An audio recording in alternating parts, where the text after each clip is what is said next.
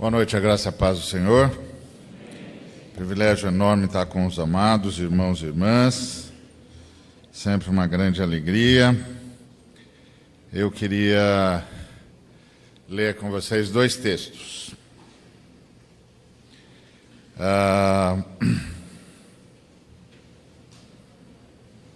O primeiro é Lucas, capítulo 19. A partir do verso 1. Obrigado. Tem sem gelo não, né? Queria sem gelo. Posso arrumar? Pode. Obrigado. Lucas 19, 1. Entrando em Jericó, atravessava Jesus a cidade. Eis que um homem chamado Zaqueu, maioral dos publicanos e rico, procurava ver quem era Jesus, mas não podia por causa da multidão, por ser ele de pequena estatura. Então, correndo adiante, subiu a um sicômoro a fim de vê-lo, porque por ali havia de passar. Quando Jesus chegou àquele lugar, olhando para cima, disse-lhe: Zaqueu, desce depressa, pois me convém ficar hoje em tua casa. Ele desceu a toda pressa e o recebeu com alegria. Todos os que viram isso murmuravam, dizendo que ele se hospedara com um pecador. Entretanto, Zaqueu se levantou e disse ao Senhor: Senhor, resolvo dar aos pobres a metade dos meus bens e, se em alguma coisa tenho defraudado alguém, restituo 4 vezes mais. Então, Jesus lhe disse: hoje houve salvação nessa casa, porque também este é filho de Abraão, porque o Filho do Homem veio buscar e salvar o que se havia perdido. E o outro texto que eu queria convidar você é Mateus, capítulo 16, versículo 18.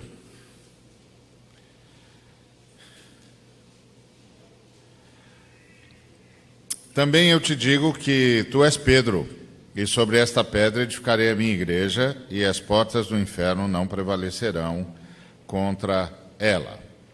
Vamos orar? Em nome de Jesus, Pai, obrigado por tudo que o Senhor já ministrou até agora. Queremos rogar que o Senhor continue a nos ministrar, que mais uma vez se dignes a iluminar-nos a Tua palavra, não por nós, mas pelo Cordeiro, que sempre quis que conhecêssemos a Tua palavra e vivêssemos para a Tua honra. Em nome de Jesus. Amém. Bom, o meu tema é se a igreja responde às perguntas dos brasileiros, não é isso? É pergunta, questões. Eu li umas 10 vezes esse negócio, mas não guardei. Mas a ideia é essa: se a igreja, se eu, como é que é? Está aqui, ó. O cristianismo brasileiro responde às perguntas do povo brasileiro. Então, a minha resposta a essa pergunta, se o cristianismo brasileiro responde às perguntas do povo brasileiro, é sim e não, depende, talvez. Por quê?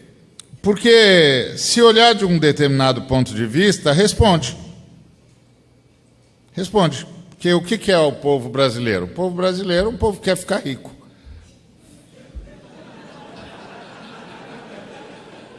Simples. Não é? O povo brasileiro quer ficar rico. Nós corremos atrás da riqueza, nós somos descendentes dos bandeirantes, dá licença? Nós queremos ficar rico. Nós somos desse tamanho porque a gente queria ficar rico. Tá certo? Os bandeirantes saíram do Sudeste para ficar rico. Não é isso? Saiu todo mundo do Sudeste, os bandeirantes, as bandeiras, as emboabas, as entradas, e fomos entrando no território dos espanhóis, espantando os espanhóis, matando os índios, porque a gente queria ficar rico. Achar ouro, pedras preciosas, esmeraldas, essa é a nossa história, nós queremos ficar rico. Nosso povo quer ficar rico. Nós vivemos, obrigado, irmã. Nós vivemos assim, o tempo todo buscando riqueza. E por isso nós somos desse tamanho. Tem um lado positivo, né? Por que o Brasil é esse continente? Por causa dos bandeirantes. Por causa dos emboabas, por causa das bandeiras e das entradas. O nosso povo ia, e pronto. E os bandeirantes se prestavam a todo tipo de serviço. Por exemplo, se prestaram a destruir o Quilombo dos Palmares, se prestavam qualquer serviço. Vai ter dinheiro? Vai ter grana? É isso. É isso.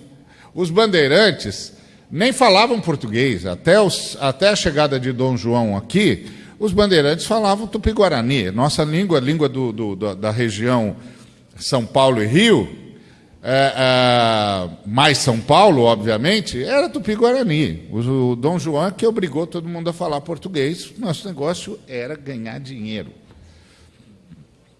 Não era preservar a língua portuguesa, honra portuguesa. Que honra portuguesa o quê? Dinheiro, meu amigo. Prata, ouro, pedras preciosas, esmeralda. Onde é que tem grana? Onde é que tem diamante? Lá nas Minas Gerais, qual era o nosso negócio? Ficar rico. Nós tínhamos os caras que farejavam diamante. Até tinha uma espécie de acordo tácito entre a coroa portuguesa e os farejadores. Deixavam os farejadores chegarem, os farejadores pegavam o que podia, com a pouca técnica que tinha, depois, embora, a coroa chegava e pegava o resto. Não é? Quem leu já a história de Chica da Silva, por exemplo, sabe disso. A rainha de Diamantina, por quê? Porque diamante, nosso negócio era ficar rico. Depois, nossa religião é a religião do poder. Os ameríndios nos ensinaram a negociar com as entidades da floresta. Os africanos nos ensinaram a negociar com os orixás e com os exus, e os portugueses nos ensinaram a negociar com os santos. Nós somos bons nesse negócio. A gente ia lá, oferecia uma oferenda, negociava. Nossa religião é a religião do poder. Então, a gente precisava de ajuda dos orixás, a gente ia lá e fazia um obó. A gente precisava de ajuda das entidades da floresta, a gente ia lá e fazia um sacrifício. A gente precisava de ajuda dos santos da religiosidade popular, a gente ia lá e apostava uma esmola, uma oferenda, uma novena. Essa é a nossa religião. Religião do poder. Então, qual é a pergunta do povo brasileiro? A pergunta do povo brasileiro é: como é que eu faço para ficar rico? Isso é o povo brasileiro. Você fica chateado, você fala de corrupção. Presta atenção, um povo que cresce negociando com as entidades, cresce negociando com os orixás, cresce negociando com os santos cristãos, vai construir que tipo de sociedade? Que sociedade você estava esperando que a gente ia construir? Nós vamos construir a sociedade que eu compro. E que eu pego poder para vender. Qual é a graça de eu fazer todo um trabalho para chegar no poder e não poder vender nada e não ganhar nada?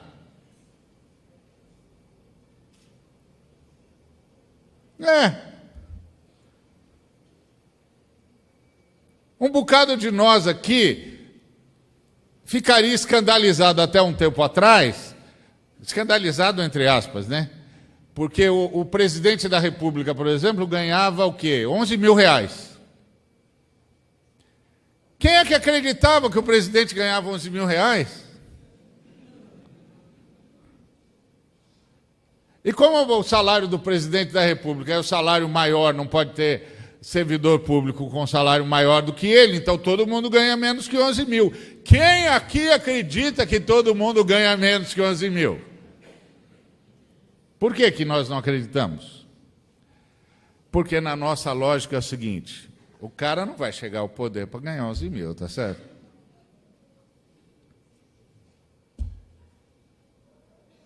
Você está brincando comigo? O cara gastou 90 milhões para ser presidente da República, para ganhar um salário de 11 mil? Em favor do povo? Quem acredita nisso?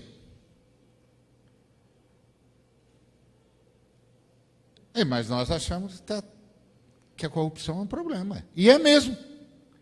Mas você não está percebendo que nós criamos toda uma estrutura para a corrupção? Você sabe quantos artigos tem a nossa Constituição?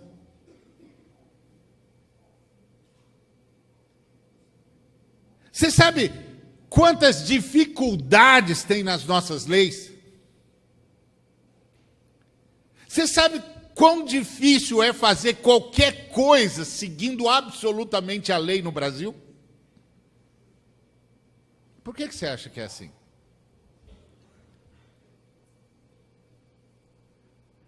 Você cai no conto, como eu caio no conto, que é o Zezinho que é corrupto.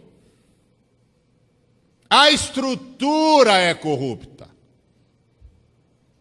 O sistema foi feito para a corrupção. A nossa história é uma história de corrupção. A nossa história é uma história de negociação. A nossa história é uma história de troca. Eu pago, eu recebo. Eu pago para os orixás, eu pago para as entidades, eu pago para os santos. Que sociedade você acha que a gente ia construir?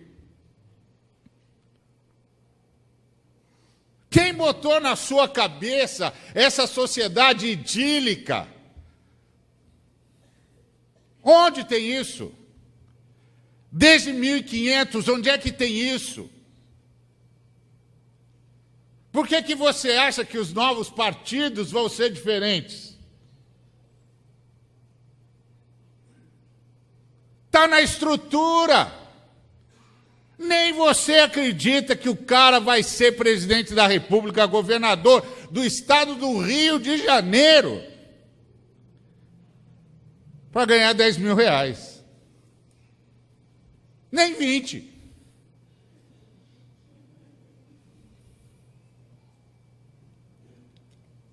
E por que eu não acredito? Porque se eu fosse governador, também não acreditava que ia ganhar só 20. Peraí. Quer dizer que eu dou uma assinatura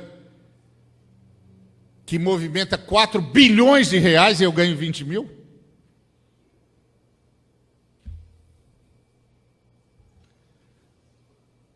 Está no bojo da cultura brasileira.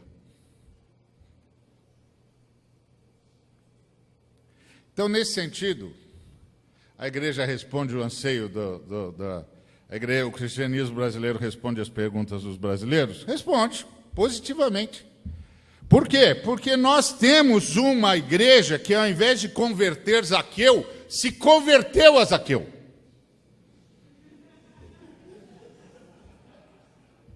Verdade? E não é só neopentecostal, não. Vai em qualquer igreja nesse país e vê como é que os ricos são tratados. Escolhe a denominação. Da mais tradicional, cheia de honra e circunstância, até a mais doida. Nós temos umas doidas por aí.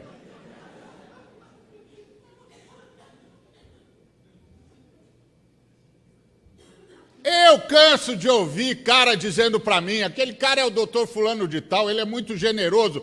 Generoso uma ova, ele é abençoado e tinha de abençoar, que generoso. Generoso você é com o que é seu. Você não tem nada, você é de Jesus Cristo, tudo é de Jesus Cristo, você é generoso com o quê?